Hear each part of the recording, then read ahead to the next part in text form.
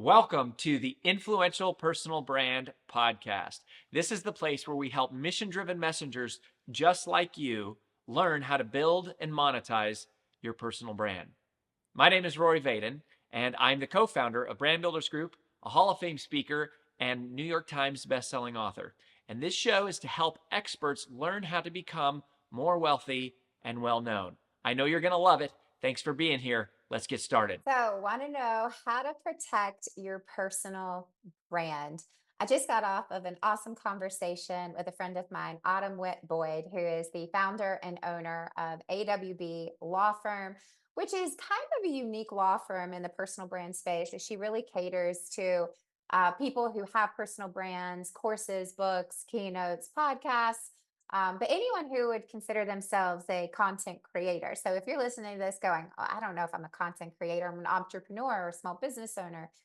If you have a methodology or a framework to your business, this applies to you. You are a content creator. If you have a robust website or blogs, or you put out a bunch of free content, guess what? You're a content creator, even if you don't think you are. And so we had this amazing conversation on the Influential Personal Brand podcast, and I thought it was worthy enough to recap it in a shorter conversation of just how do you protect your personal brand. And one of the first things that we should really consider is how do we do that in a proactive manner, right? So there's things to do on the back end. Those are always more time consuming and more expensive. So, what are some of the things that we can do as we're getting started or even before we get started to protect our personal brands? So, a couple of quick things that I thought were just worthwhile to share with you guys. Number one, make sure that you're starting from a clean slate, right? So, if you're in the very beginning phases of your business and you haven't come up with even a name for your business or your personal brand or a title for a book, a keynote, a course, a curriculum, a framework, a methodology, whatever it is, right? This is the best place to start is make sure that you're starting on, solid ground and there's nothing else in the marketplace that's already being actively used, right? And there's some nuance to that, but I just thought this was a good, healthy checklist. Is as you're coming up with the name or the title for your things, right? So again, those are a variety of things, right? Could be company name, brand name, um, book title, course title, keynote title, podcast title. Just think titles, right? Names, brands, right? Brands have names. So these are some things you want to just do to make sure you're just clean slate. Don't need to worry about anything later. Because I know from experience, once you get attached to something, there is emotional involvement. And it also feels like starting over, even though you're not, if you have to come up with a new name for something. So let's just make sure that the name you're coming up with is one that's going to last the test of time, because it's not in use somewhere else. Okay. That's the first thing is start with the US Office of Patents and Trademarks, right? Make sure that no one else already has this in use or has an active trademark. Perhaps it's expired or whatever, but just make sure that that's a first round filter as you're kind of going through what we call the title tests. This is what we call the availability test, right? So if you're a part of the Brand Builders Group community, we talk about this in finding your brand DNA, which we did trademark. So on that note, this is one of the five title tests. And one of the things is going, is it available? Don't take something that's not available. So that's the first round filter. Is it trademarked, right? Is it already active and in use by someone else with a legal trademark? Number two, do a thorough Google search, right? These are DIY things. You don't have to have an attorney to do these things, which means it costs your time, but it's saving you dollars. So do a thorough Google search. What do I mean by thorough?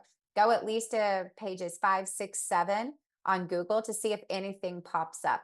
And for all intents and purposes, screenshot all of the work so that you have proof.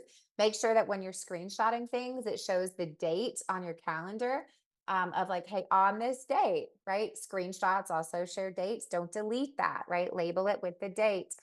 But it's better if it can show your calendar for proof. But those are really important. Same thing with the US Office of Patent and Trademarks. Whatever you can do to have proof that on this date, this is what I took, this is my proof, my documentation. Same thing with Google, because today it might not be there, but a week from now it might, right? So it's always good when you came up with something to make sure that you're just taking one extra step of documentation for proof, and just want to put those in your archive files, save them for a rainy day. Hopefully, you'll never need them. Third thing is check social media platforms for that title, right? So, I use the brand title better than ever. So I'll just use that, right? Not in use on anything with Google. It was not trademarked. It was, there's no podcast, there's no books, there's all the things, right? So that would be the next thing.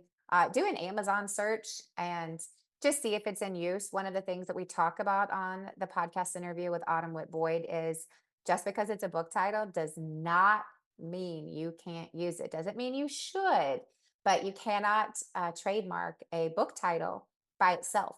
You have to have an entire series of things for it to actually get trademarked. So it cannot just be a book title. So if you have a book title and a keynote title and a course title, all with the same title, now that's a brand. But a book is not a brand. So you cannot trademark a book title. So just because it pops up doesn't mean you can't use it. It just doesn't mean you should, right? Just because you can doesn't mean you should always.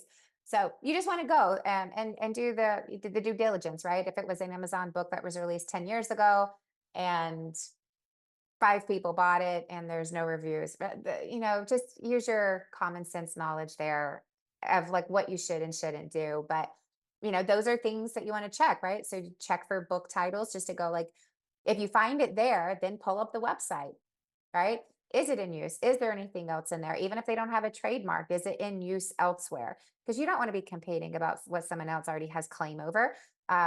There's enough ideas and enough other titles that we can come up with. So those are just things to pay attention to.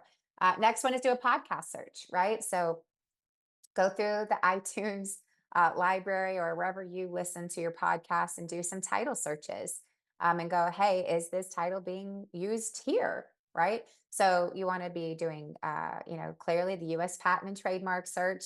You want to do Amazon search, a good, thorough 5 to 6 page deep Google search, do a podcast search, and then, the social media. Right. And then do it for anything that would be on handles on the primary platforms that you would be using, right? So if you're going to have a YouTube channel, make sure it's not in use on anyone else's, right? Make sure this isn't someone's handle on Instagram, or make sure this isn't a title actively in use on LinkedIn. So those are some of the key places that will just help you make sure that when you come up with something, before you get emotionally invested in it, do these availability tests and make sure that it's available, because starting with a clean slate is one of the most important things you can do to have a good, secure brand. And then it also gives you proof when you do all this documentation that you were first in use, right? So there is this idea of there is a race to use. In other words, there is a race to who's going to use it first.